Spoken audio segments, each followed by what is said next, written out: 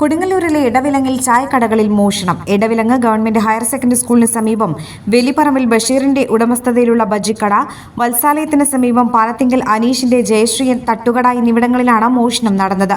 സ്ഥാപനങ്ങളുടെ താഴ് തകർത്താണ് മോഷണം നടത്തിയത്. ബജ്ജിക്കടയിലെ ചില്ലറപ്പെട്ടിയിലും ചാരിറ്റി ബോക്സിലുമുണ്ടായിരുന്ന 3000-ഓളം രൂപ നഷ്ടപ്പെട്ടു.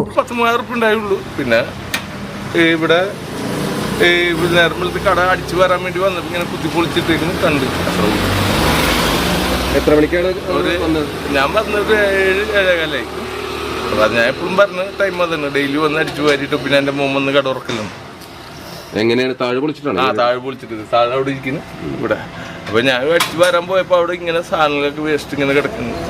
പൈസ പാത്രവും മറ്റുള്ള കാര്യങ്ങളൊക്കെ ഇവിടെ കിടക്കുന്നുണ്ടാണ്. ഇതിന് മുൻപ് ഇതുപോലെ ഉണ്ടായിരുന്നു? രണ്ട് പ്രാവശ്യം ആ കടയും കുത്തി പൊളിച്ച്. അന്ന് 9,000 ഉറുപ്പിക ഉണ്ടായി.